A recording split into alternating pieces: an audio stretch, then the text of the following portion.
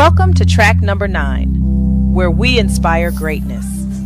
Get ready for education, stories, practical tips, and strategies to help you stay on the right track. We inspire greatness at track number 9. Stay on the right track and let your light shine. Step by step, reach for what's true. Track number 9, your greatness is waiting for you.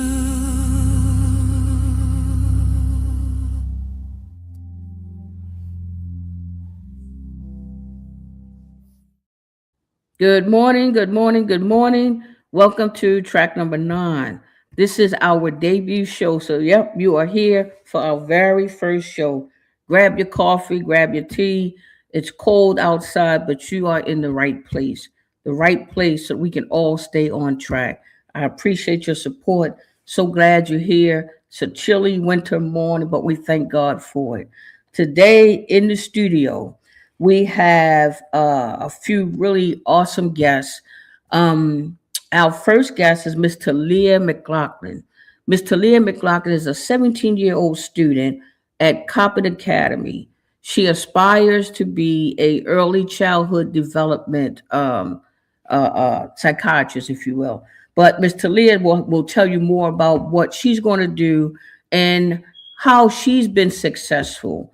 I am been studying and thinking about this practically all my life. One, I had the opportunity to study Margaret Mead. When you first get into college, one of the things that they'll do is they will introduce you to intro to psychology, intro to sociology. And I was thinking about Margaret Mead, and I was also thinking about my own life because for many of you that tuned in to the announcement, I shared with you some of the things that I went through as a child growing up in Baltimore. And as I got older, I started to see where those missing links were. What would have prevented me from on the wrong track, if you will, or not staying on the right track. And when I got into college, I started to learn a little more about myself, a little more about childhood development, a little bit more about how children can be successful dependent upon different elements in their life. So what I wanted to do is I wanted to bring a young person on that could actually share with you from her own experience. The book says we learn from the mouths of babes. And I think too often we don't listen to children. We should listen to children. We should hear them. They have a point of view, they have an opinion, and it might shock you if you actually listen. You might learn something from children. So I wanted to actually bring a young lady here that could share with us about her experiences, what she aspired to be, her successes, and to actually give us some tips on ways that we can keep our children on the right track. So our other guest though, without further ado, we have another guest on today, Miss Maisha Dumpins. She's a very successful podcaster herself. Miss Maisha Dumpins have raised two very, very successful children, extremely successful. And I think it would be good to hear from people right in this city, everyday people, to share with us what her parenting skills are like and the types of things that she do with her children to keep them on the right track. So we are going to go into our first guest. We're going to hear from our first guest, Miss Talia McLaughlin. How you doing this morning? Good. How are you? I'm doing pretty good. It's good to see you. Good to see Um, you. yeah, share with the listening audience. Share with folks who would like to know some things about you. Share with us what are you going to school for? I want to go to school for early childhood education. Early childhood education. Yes. That's fantastic. So, how did you come to want to be in that field? What drove you to want to be in that field? Um, I just love kids. I like the way they comprehend. I like to teach kids. I want to own a daycare. I do want to be a teacher like third grade, no higher than third grade. I just like the way they comprehend their development skills, helping parents that really need help at home. And yeah, Okay. So you said that you want to teach third graders and no higher. What keeps you from wanting to teach a fourth grader, a fifth grader, or a sixth grader? What is it that you says no? I do not want to do it. their Explain to mouths. us why you don't want to do it. Their mouths. Oh, because they talk back. Yeah, yeah. Okay, okay.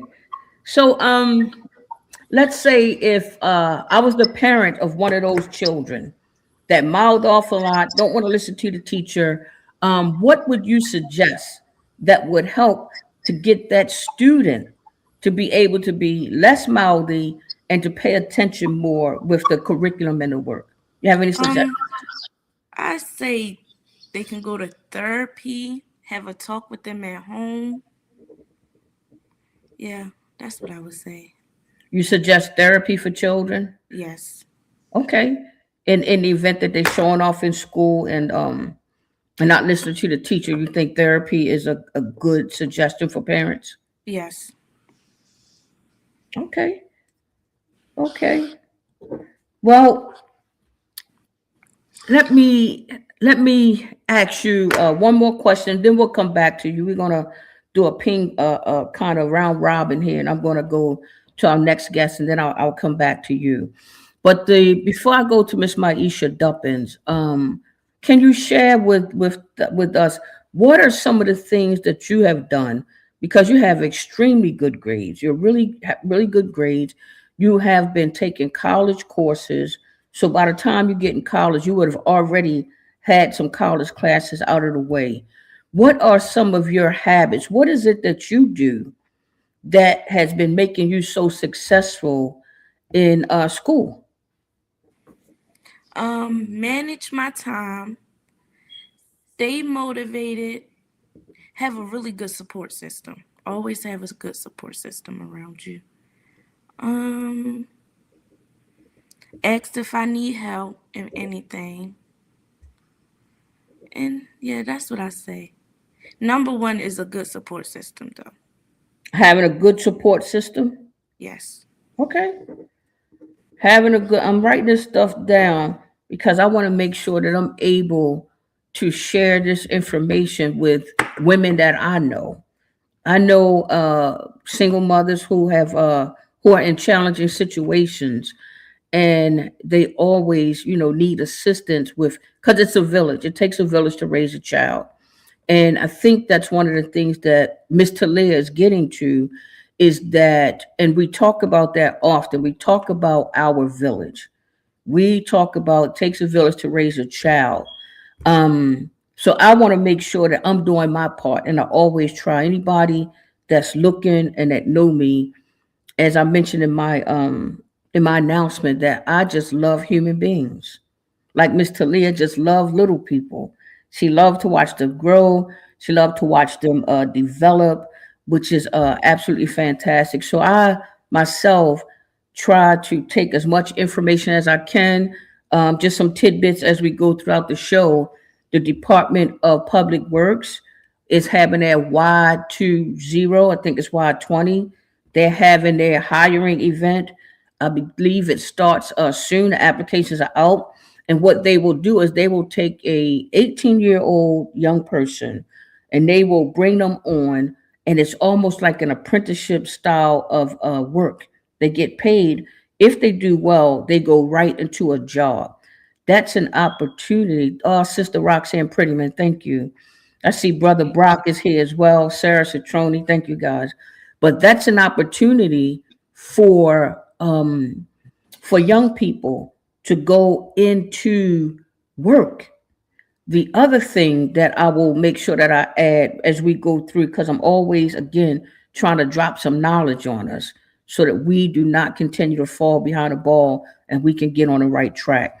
You guys know that Youth Works is starting soon and it fills up really, really fast.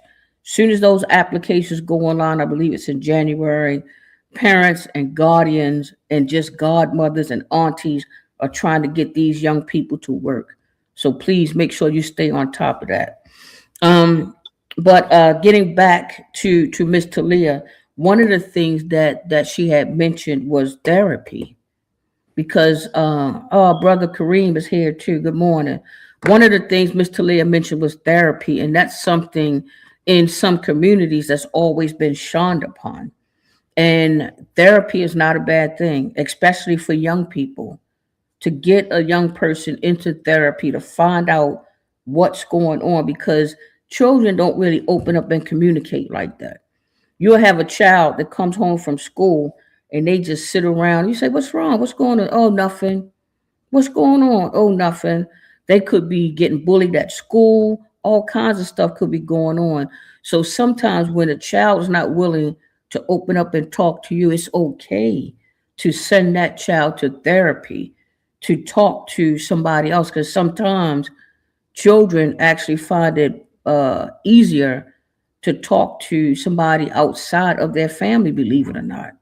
And I bring myself to track number 9, and I bring my own personal experiences to track number 9.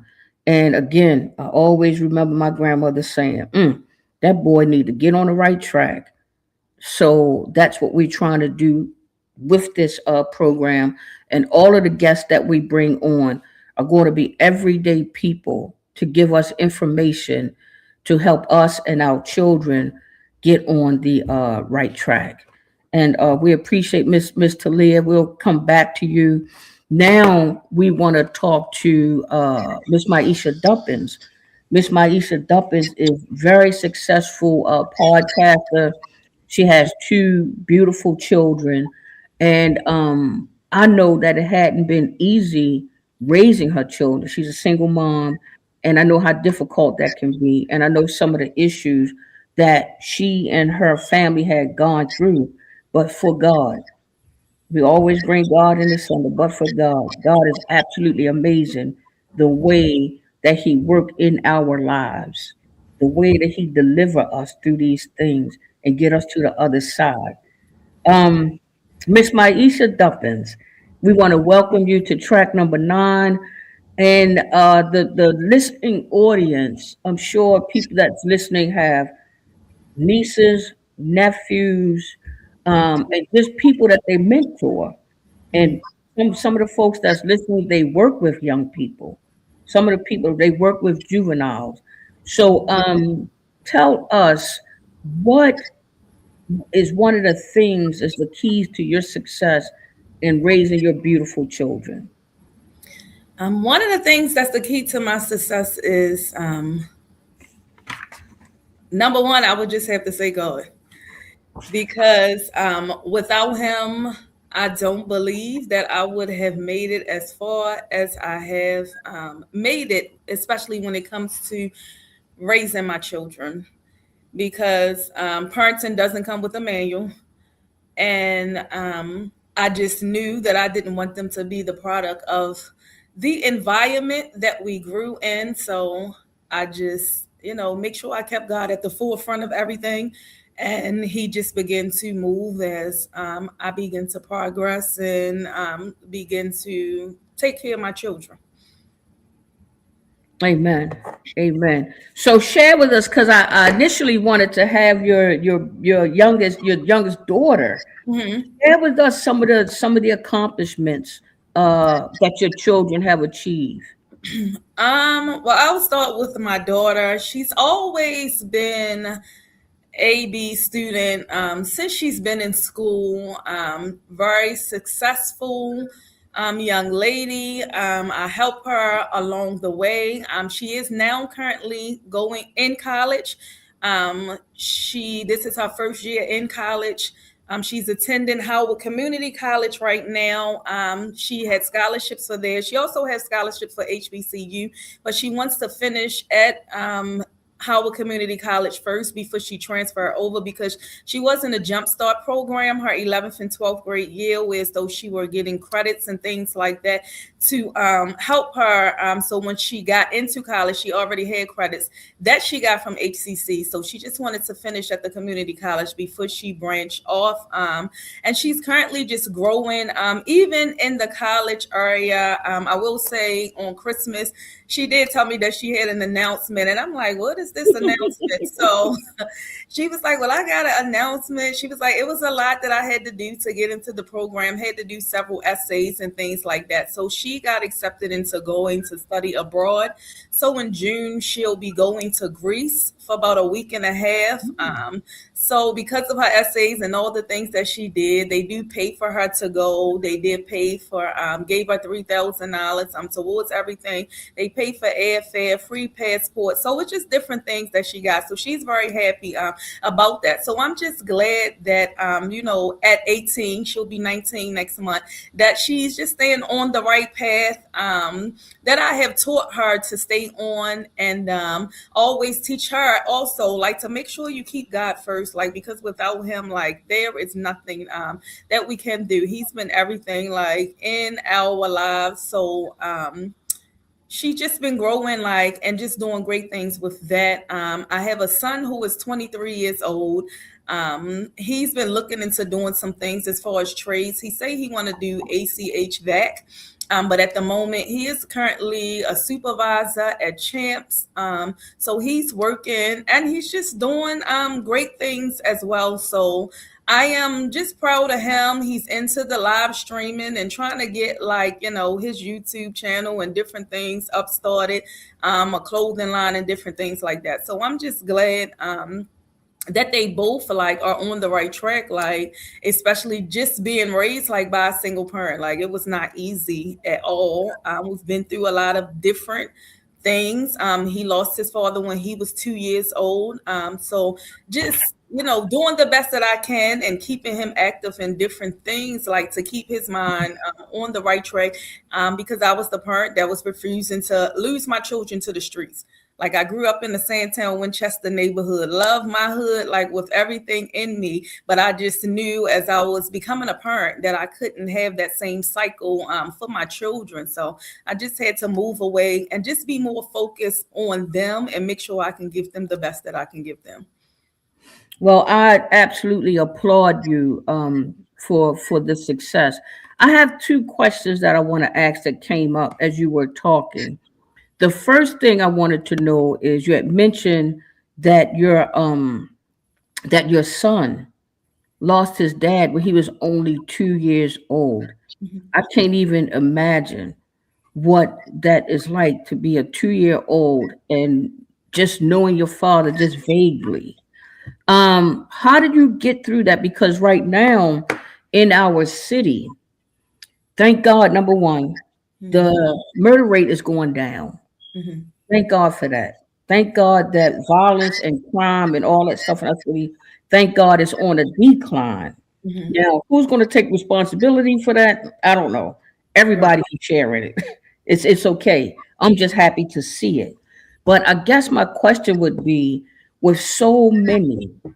mothers who are raising children, girl, sometimes I get emotional, and I will cry in a heartbeat if Donna Wharton is online, Keith Holt is on here. It's people on here that know me, and I will cry because this stuff it gets to my heart to Mhm. know that there are children who are growing up without mothers, without fathers, Mhm. and it's already difficult to raise a child alone. But to raise a child that is traumatized in that way, how did you get him? Because I know young boys that have Mhm. lost their fathers, and it's really hard to get to them. They are so angry and so hurt and so mad that the Mhm. mother's trying, the grandmother's trying, they're trying everything that they can, but this baby is hurt, this baby is crushed and just super angry and just taking it out on everybody around him. So tell the listening audience, like, how did you navigate that for your son? Because it's a whole bunch of people, dear sister, that's going through that right now. And my eyes get a little glassy. If y'all see my eyes get glassy, just know I'm fighting back these tears. Yeah, tell us about that. Mm, I will say that was a very hard experience. It was a hard experience for me and him at the time.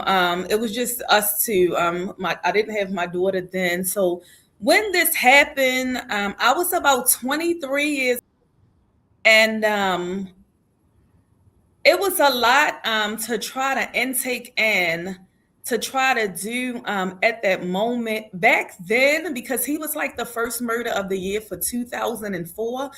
Um, and it wasn't as the killing wasn't as much as it is on today, but I also feel so bad, as you said, Monica, for the people who are losing children each and every day, the people who are losing their parents each and every day. Like, it's so much, like, they not just killing the men today, they killing the women as well. Like, so it's a lot.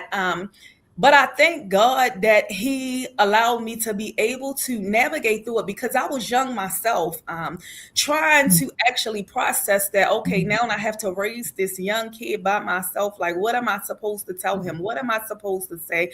I'm also thankful for my grandmother and the aunts and different family members who had been there for me and helped me with him as he was growing. And again, we all were women, but God still allowed us to navigate through it. I made sure I did the best that I can do. I kept him in sports and different activities and Big Brother programs, whatever programs and things that I can do to get him in that will help him as far as that male side.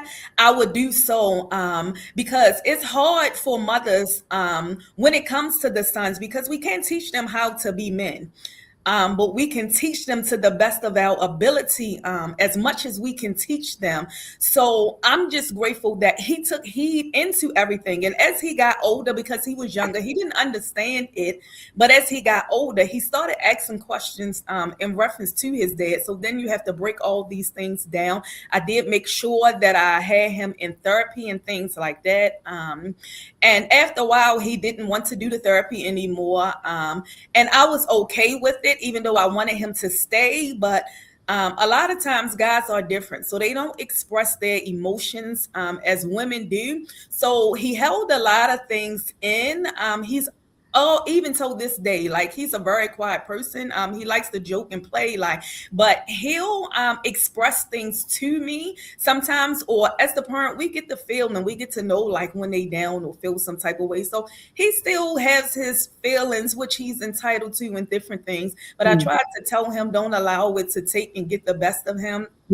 Just know that he's have people here, and just be open, like, and just talk about it, and don't hold the stuff in, because it's not good.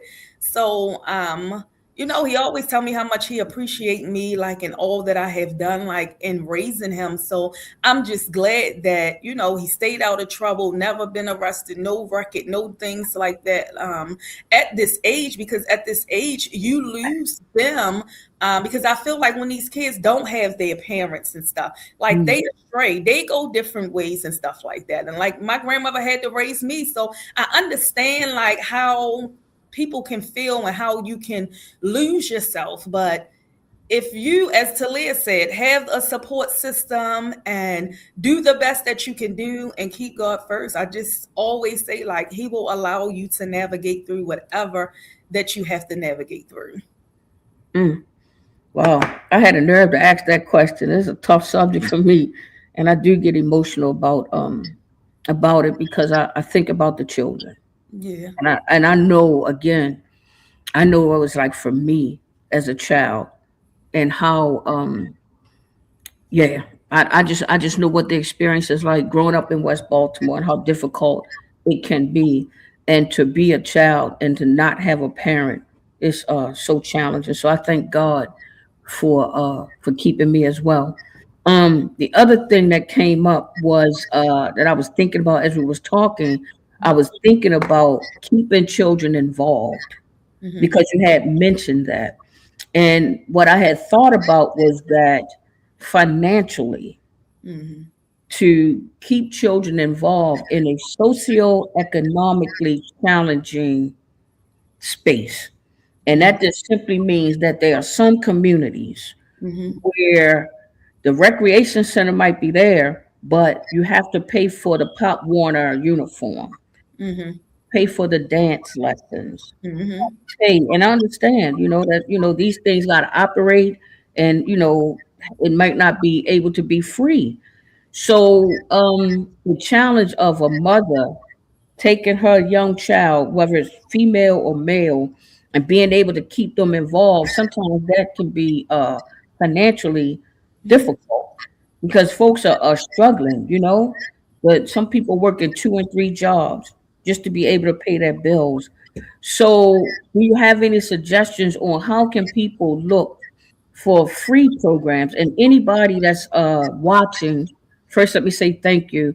And if you have any ideas of what's coming up in 2026, any free programs, I believe Baltimore City Recreation and Parks offer free summer camp. But again, as soon as that application go online, it fills up. And with their recreation program, they actually keep your babies all day. You can get rid of them all day. Look, go to camp. They keep them. They keep them, I believe, from 8 in the morning to like 5 in the evening. Oh, and the brother put something in there about the racquetball program. So if anybody's interested, they want to get their kids, and it's at no cost. You want to get children involved, children that get them involved with racquetball. And any suggestions anybody else have, if you have a program that work with youth that's free, or at least is at low cost, put it in the chat so people can get that information. Again, we are here because God wanted us to be here, number one, at this time and at this moment with each other. The other reason why we're here is to help lead us all back on the right track. And the future of our children depend on us. I had mentioned Margaret Mead earlier, and I had wrote it down. Margaret Mead is one of the earlier childhood developers, one of the early sociologists, psychologists, or whatever. But I want to read it verbatim what she says. Margaret Mead taught cultural relativism, arguing that culture, not biology, largely shapes personality, gender roles, and adolescent experiences. So, what Margaret Mead posed is that it is culture, not biology, that help to shape gender roles, personality, and childhood experiences. So, we want to change the culture, if you will, so that young men don't think it's the culture to put their hands on little girls. Mhm. Want to change the culture so that little girls feel like they are valued and they don't have to sell their bodies or do things that young teenagers do sometimes that lead them to the wrong track. So we want to get ourselves on the right track, and we want to make sure that the children are on the right track. I don't know. I probably will give up my age here. If anybody asks, I'm 27, but they used to have a day of celebration called Children's Day, Mhm. and they don't do that anymore. Where the children were actually celebrated. The children would dress up like it was Easter, and it was Mhm. day for the village, for the parents to honor the children. So as we move into 2026, let's think about little Johnny that's not on the right track. And let's think about how we can change the culture. And you change the culture, you change the behavior. Whether it is people have the pants sagging, children have the pants sagging, children talking back to adults, Nowadays, children will attack an elderly person, and we can change that and help those children get back on the right track. Because I don't know, Margaret Mead might be onto something. It's so many schools of thought when it comes to children, how we help our children be successful, how we keep them on the right track. Now, that's just one school of thought coming from Margaret Mead, if you will, stating that culture, not biology. Like nobody is born to say, I want to be a juvenile delinquent. Nobody's born to say, I want to end up in prison or whatever. So I just wanted to kind of lay that out there. And we've had Miss Talia sitting here in the studio. Let's go back to Miss Talia. Hello, welcome back again. Hello. You've been listening to the conversation, and the conversation kind of led us to some of the things that's happening in the communities, like the murder rate is going down, thank goodness, the loss of life, and you have a lot of young people that are actually your age that's not on the right track. You're in school, you're being successful, you have things that you say time management. You actually could teach that to some adults. Good time management is a good skill to have, and it does lead to success. I'm actually working on that myself. Everybody knows I am always late. This is the coming here this morning, being with you guys in your living rooms, on your cell phone, in your car while you go get your Starbucks. This is the only time that I can say, hey, I've been on time. Okay. So yeah, good time management is a good skill, but you had mentioned some other things but that keep you successful. So share with us just an idea of some of the things you see, because I know you hear things about, young people your age, some of your friends maybe, some of the people you've gone to school with. And unfortunately, in Baltimore, it's hard to find a young person that don't have a friend, a cousin, aunt, or whatever that has not been murdered or had been some victim of violence in these streets. And unfortunately, Miss Talia may be one of those people. So share with us uh, some of the things that you think about in terms of how can we keep young juvenile people from committing crimes, being in the streets, committing murders. It's kind of heavy subject, but I believe you can handle it. I would say we can do a retreat where there's no cell phone service, none of their friends, family can't get in contact with no one. Just be around people that's like them, be around people that's actually willing to help them to stay focused and stay on the right track. That's an absolutely wonderful suggestion. I believe Brother Kareem is listening. He works with living classrooms. Maybe that's something that they are already doing, or something for people who have organizations to consider doing such a retreat. Because I gotta agree with Mr. Leah. Like when you get to a certain age, you usually only listen to your peers. Your peers' words sometimes mean more than your parents. Because when you are out there running the streets, you're not listening to your parents anymore. It's your peers that you look up to. So if you have a 17-year-old like Miss Talia that's doing well, we would be willing to go to a retreat with just people her age. Because unfortunately, adults, we kind of lose the lingo and the language to be able to communicate with them. They be talking about chasing clout or clout chasing, and the stuff means something totally different. They be talking about 6'7", and you wondering like, what in the world is that on 6'7"? And the children just keep on saying it, 6'7", 6'7". I saw a video where the teacher got upset, and said, "Don't say it no more."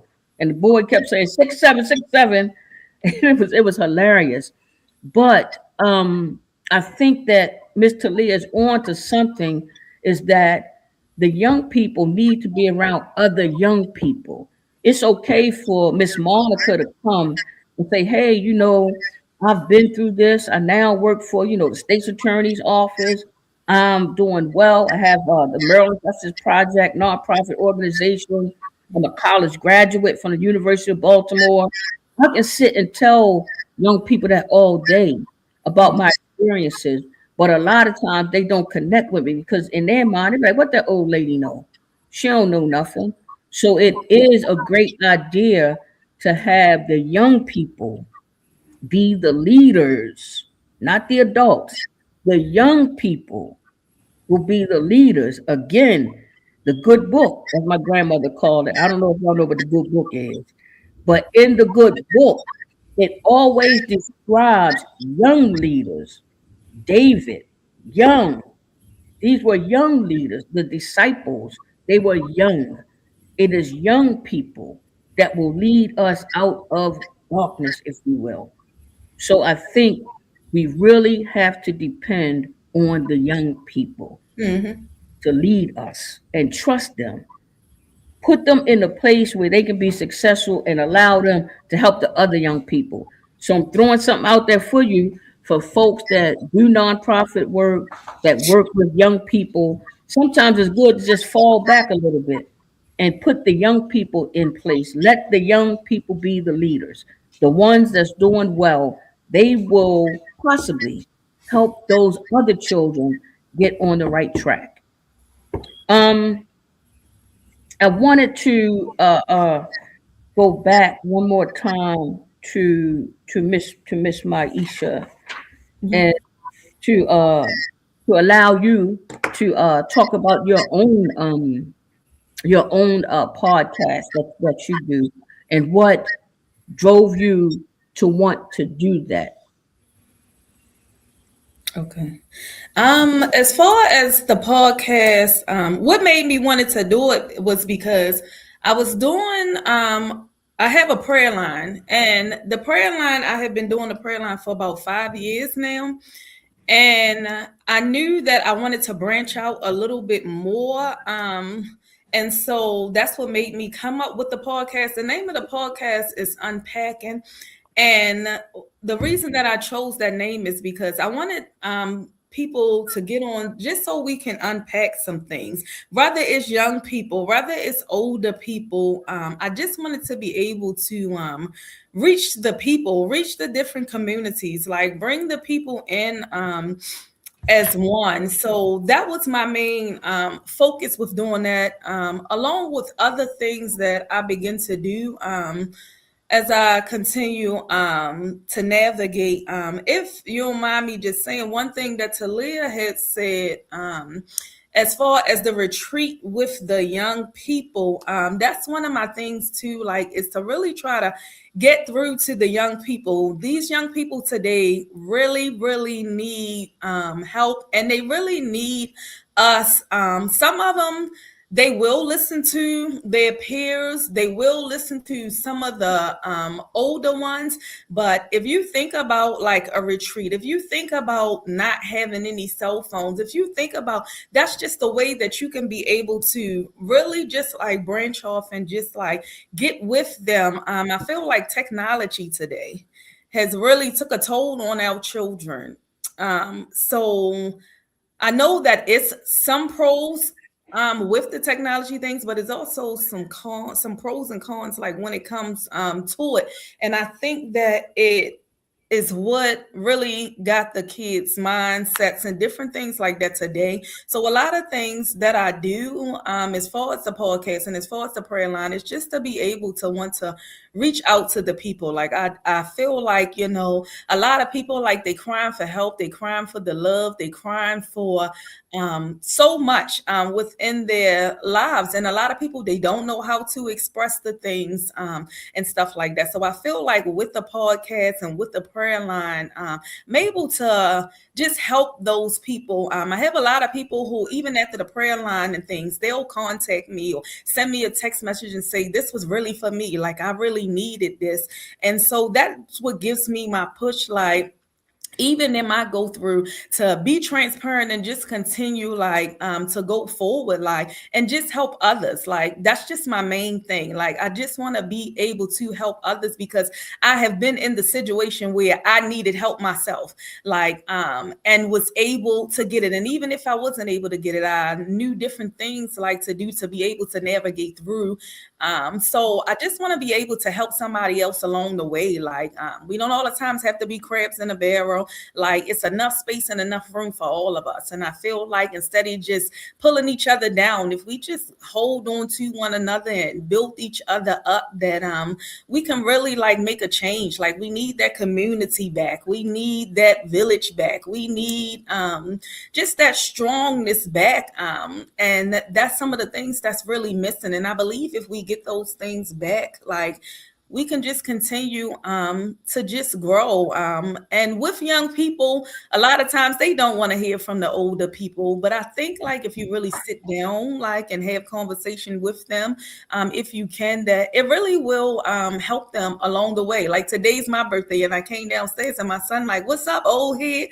And I'm looking, no, like, not so, but I'm like, I just feel like that the kid that they really need us, and not even just them needing us, like, we need one another as well. Like, it's a lot going on today, like, so I believe like in podcasts, even like this today, like, I really think this is a beautiful thing. Like, I'm very proud of you, Monica. So I just really think that this will help to bring other people in. And when you speaking and you talking on these different subjects, it hit home like for a lot of people and make them want to continue to come back. Like, so that's just my whole thing. Like, it's just to be able to just help somebody along the way, even if it's just one person.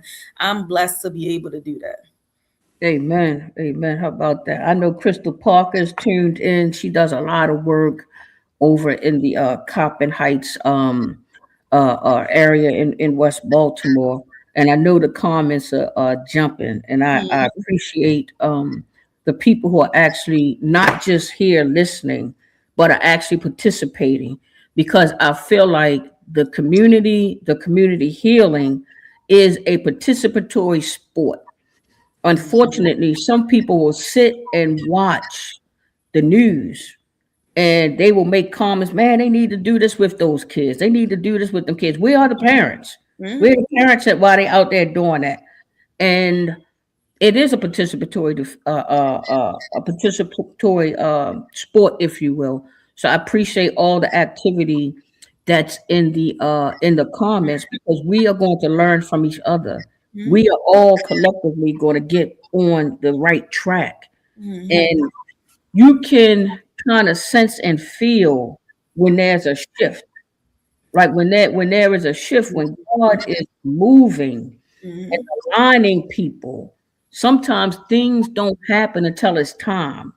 I Mhm. always, again, telling my age, there was this commercial that used to come on. I probably was about 9 years old.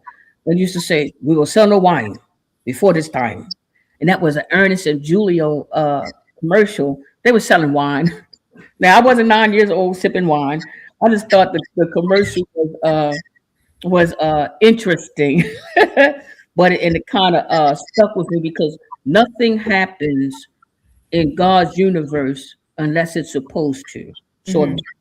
everybody that is tuned in this morning and everybody that is listening, we are all here because this is where we are supposed to be. Yes.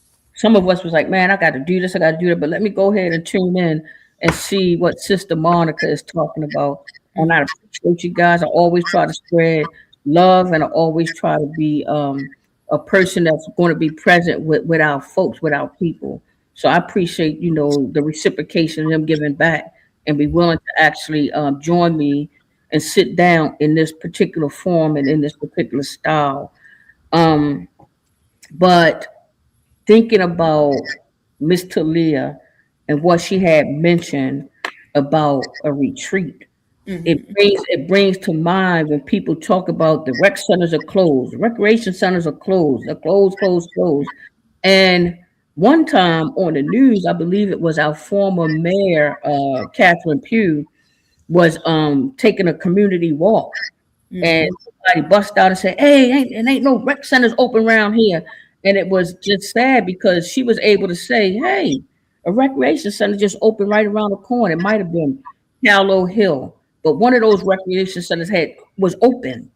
So Mm-hmm. sometimes people don't even know the resources that they already have in their community. Yeah. Under this current mayor, I think he has opened several recreation centers have reopened. But it's the participation is low. When I was growing up, we used to go to Highland Park Recreation Center, and it Yeah. was a guy. His name was Michael. We used to call him Two Head. He was a bow-legged guy that worked at Highland Park Recreation Center, and we would just run in and out, just being kids, enjoying our little lives. So it brings to mind about gathering places Mm-hmm. because young people like to gather. Yeah. They follow each other. They like a little pack. You know what I'm saying? There's always a leader of the pack. Whenever you got in trouble with somebody, you was getting ready to get into a little knuck up, a little fist fight. They always told you, get the leader. Take the leader down. And I'm not encouraging violence. I'm just keeping 100. I grew up in Sandtown. So, yes, they call it squabbles. So I had a few squabbles coming up, just a few. But that's what I was always told. I was always told if you're having a beef, make sure you get the leader if you don't get nobody else. And that'll keep the rest of them. And that's what it is. These young people, they gather, and it's usually one or two that's leading the pack. So when we think about recreation centers and when we think about gathering places in certain communities, they don't have, recreation centers are good, but it needs to be more than just recreation centers. Mm-hmm. You need to have places where people gather. My grandmother used to go to something called a cabaret. And a cabaret, they would drink golden champagne and pink champagne, and they would smoke Salem cigarettes. They smoked Salem cigarettes, and they were gathering places, and that's what kept the community going. Not drinking champagne and smoking cigarettes, but actually having places where we would gather. We have churches, we have mosques, we have synagogues, we have our church family, our synagogue family, our Islamic family, where we gather. But I believe that one of the things that is missing is places where children can actually gather and be kids, where they Yeah. can run around. Some people be like, sit down. They have school teachers. School teachers are really important. They have your children a large portion of the year when you think about the amount of time that my child spend with their school teacher. Mm-hmm. And what research have found is that certain children are not getting what they need because there's a cultural difference. Mm-hmm. And the cultural difference is kids are going to run around. You cannot tell a 3-year-old sit down and be quiet. Mm-hmm.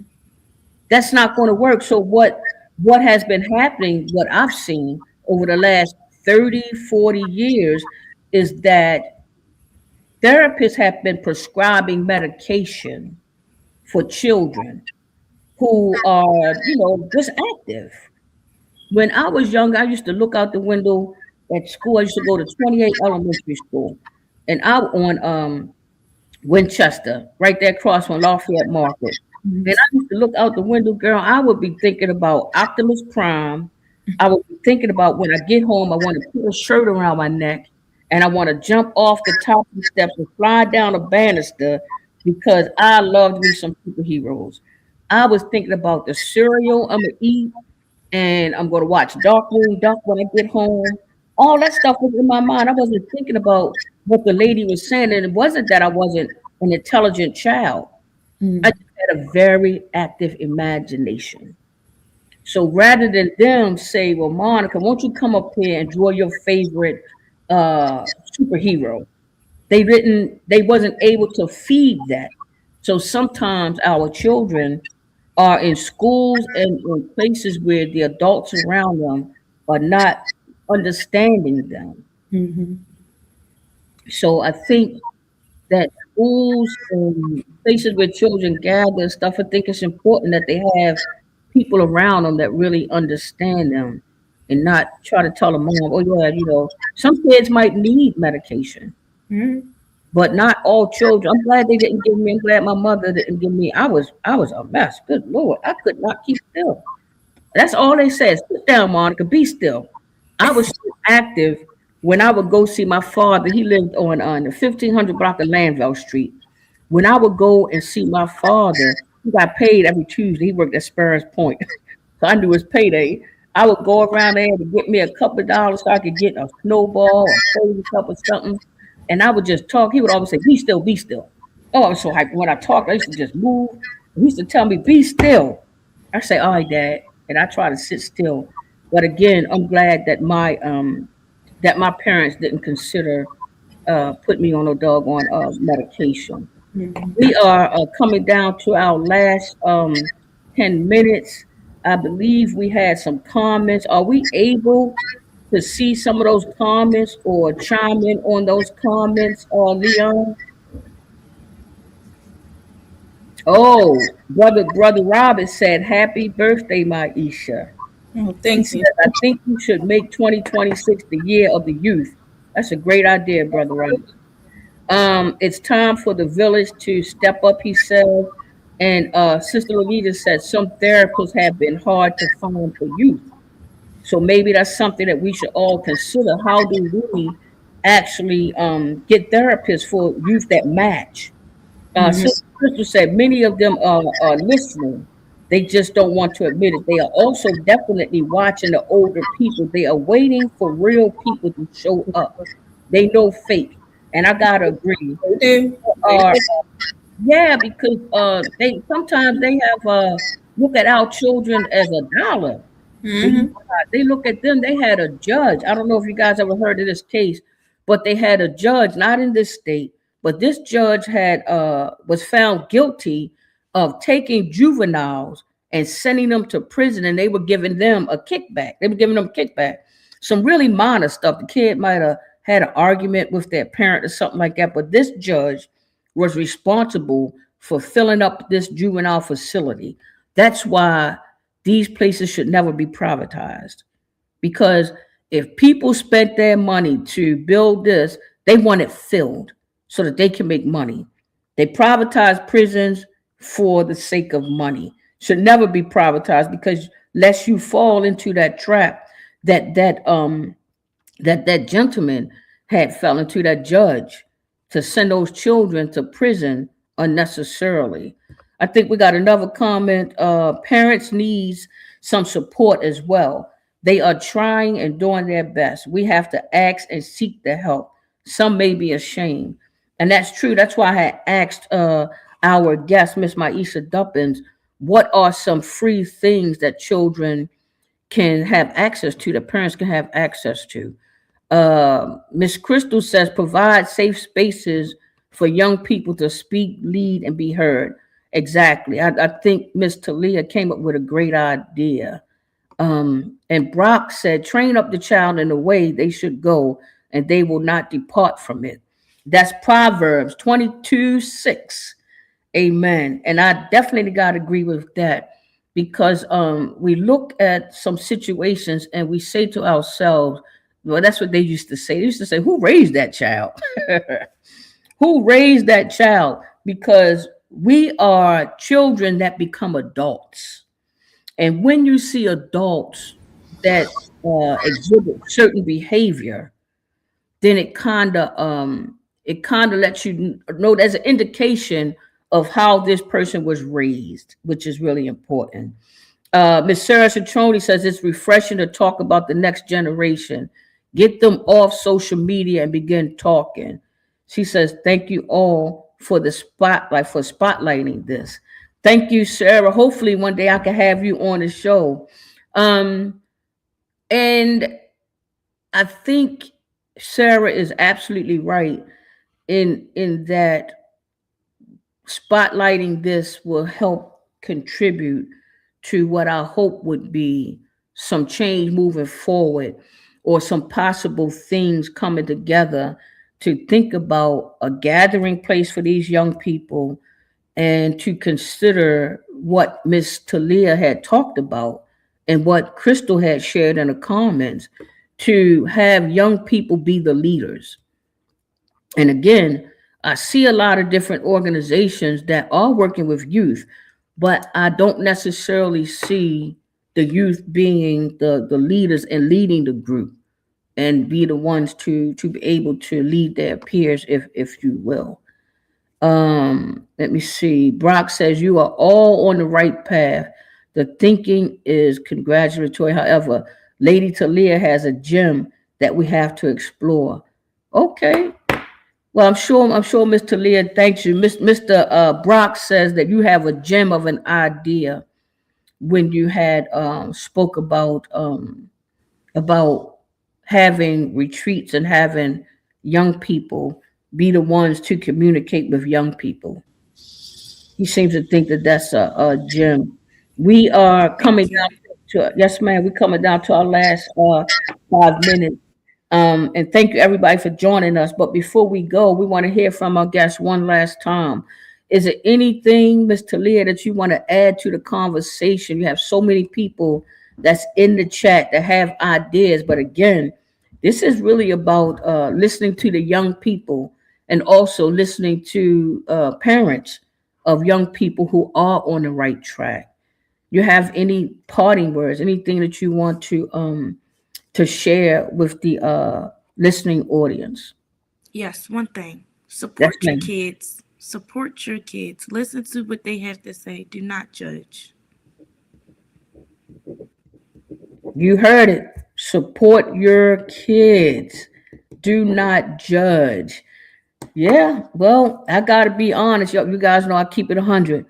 Sometimes I look at these children and oh man, I can't even tell you some of the things I be thinking when I see these kids because they things that I wouldn't even think of doing or behaviors, and I was off the hook. And even the children nowadays are just like, wow, I would never even think to do that. So, and my sister, she's tuned in, Sister Chanel. She always tried to encourage me to, uh, listen to the teachings and see the absolute best in a person. Like you have children, people, human beings. What you should concentrate on is the absolute best in them rather than look at the negative because everybody has something positive that they can bring. But I agree, the children are judged and looked at, even by some of the caregivers, but definitely by the media. The media depicts children, especially African American children.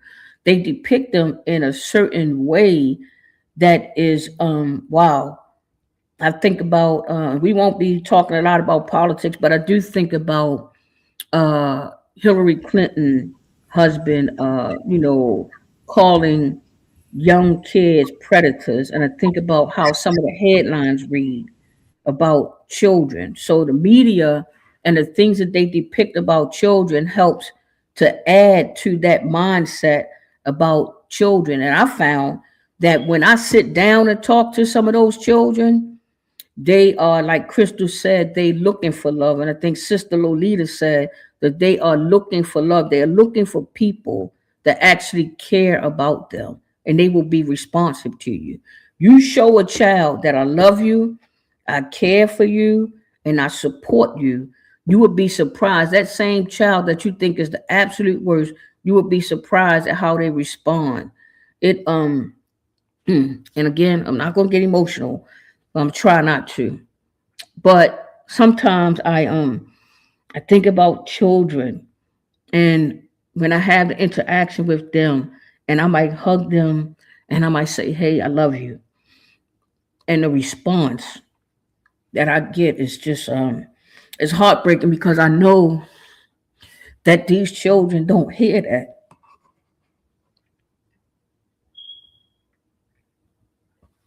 Mm, okay. All right, I did it. I'm sorry. I apologize, guys, but I know that I know that these children don't hear people tell them that they love them. I know these children don't feel supported, and I know they don't feel loved. So I just want to just end this on a note. What Miss Talia said, our 17-year-old guest, support the children.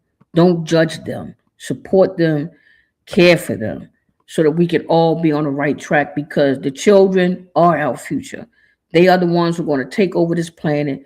They are the ones who are going to be running this village. Thank you. Man.